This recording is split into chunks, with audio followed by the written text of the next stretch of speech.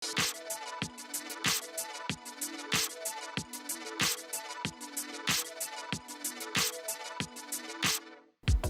guys, you're looking at the LG E6 OLED display.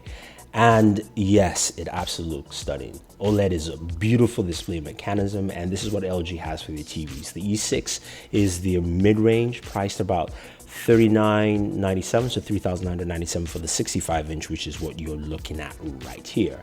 The first thing you realize about this display is how thin it is. It is really thin. It's like pencil thin. And that's also the fact that this is actually two components. That is glass, and then this display on glass. So you can see how just thin it is, which gives you this very borderless look and when you're actually watching content off here, which is absolutely amazing when you look at it. The back glass panel, of course, showcases the guts of the display at the very bottom, and that's where everything is housed. The processing with its octa-core processor, all the different ports that you find, and all the guts, as well as also the Harman Kardon audio. It's a dual channel audio setup for this TV. Now, I will say though, I'm not a big fan of how it was hard to set this up, and also not a big fan of this little feature, which is not really a feature, but the fact that it really wobbles. It's something that, you know, you have to be really careful putting this up, so something I wasn't a big fan of. Now, in terms of audio, the audio is really good. You've got Harman Kardon speakers, so take a quick listen right here.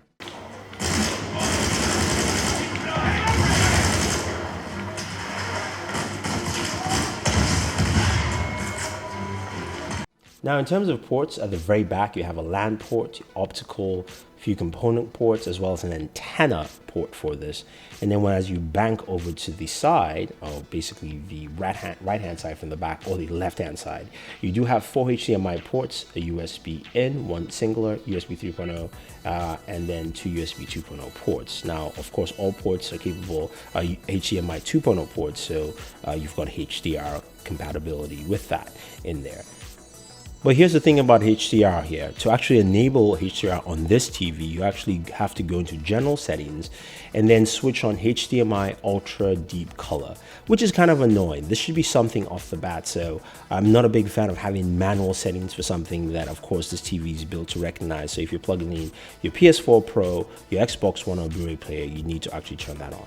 It's also got a massive remote. This, again, I think LG's made a misstep here. It's a Magic Remote, so it's got the one capabilities, which is nice, but it's also, it feels cumbersome, it feels large, and there are a lot of buttons there.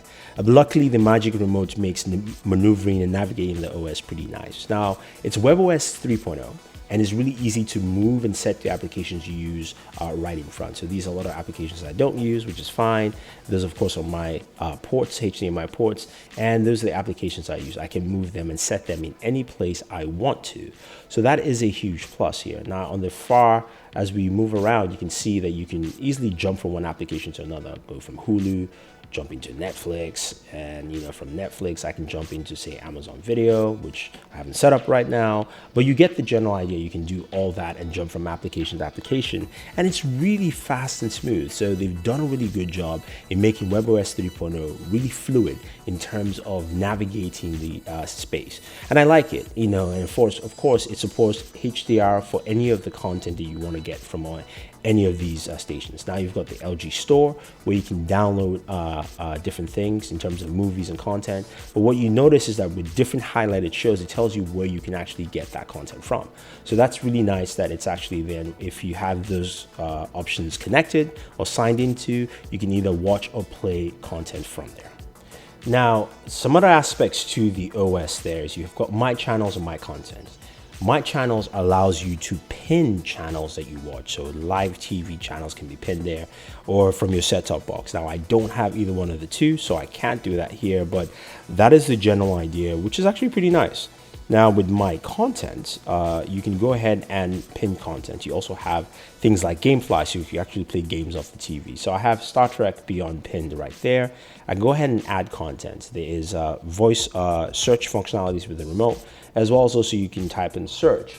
And I'm going to go ahead and add the flash, and that's added as a second piece of content for me. Now, what's cool again here is it tells you where you can watch any piece of content you add. So things like the flash or TV shows you can add to my content.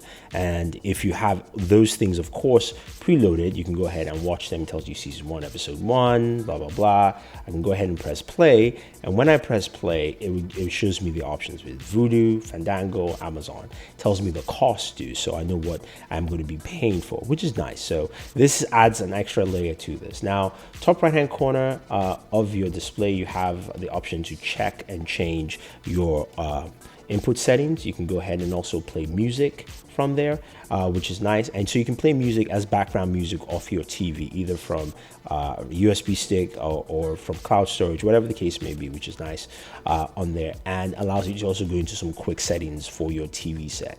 But what's really important about something like this, of course, is content. So supporting HDR10 and Dolby Vision, you're going to get some really solid visuals from whatever content you're watching, be it, of course, something like Mad Max Fury Road here, where everything looks vibrant and sharp, and you can see a lot of the detail, especially with just the sand and the color texture and all that kind of fun stuff. The Xbox One, this is of course Batman v Superman. You can see the detail in the area.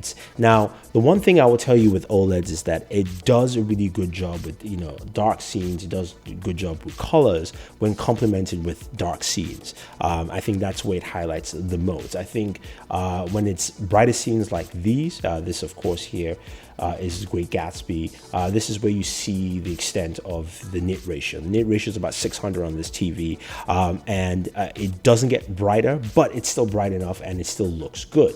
Overall, really nice contrast between the darks and the lights here in this TV, although I personally would like to be brighter. With the HDR functionality, you have different levels. You've got bright, you've got HDR bright, standard, and vivid. Now, gaming here on the PS4. Now, this is something that's interesting. When you game, when you actually turn on the PS4 Pro or the Xbox One, because both consoles are HDR10 compatible consoles, it goes to HDR mode immediately. It doesn't switch to game mode. You cannot change it to game mode in the settings. It just automatically keeps you here, and you can find the best setting that fits your gameplay between HDR bright, vivid, and standard. I think that's something that might be a little bit annoying. Depends on how you look at it as a gamer, but it just pretty much stays with those settings. Now, the one thing I'll say as a caveat with the E6 OLED and with OLEDs in general is that it doesn't get as bright as you might want it to be, depending on the scenes and settings. It's something, because it's only got up to 600 nits, it doesn't do bright scenes as lavish as it should. But of course, when it's a really dark area or when you have blacks, a lot of blacks in the scene, it handles that very well. For me, I do like what I've seen with the LG E6. It is highly priced though, and is competing against the Samsung KS9800. That is probably its main price competitor. But this is a really solid TV set. The negatives for me here are the fact that it feels really flimsy. Just on the stand, it wobbles a lot. The remote control is too bulky. But in terms of picture quality, audio quality, and what you're getting overall, I think this is a lovely looking TV set, and I think a lot of people will definitely enjoy it. So if you have any questions or any comments, let me know. If you're looking to pick one up, you can use the link down below. Don't forget to like and share this video, subscribe to the channel, and always enjoy your entertainment.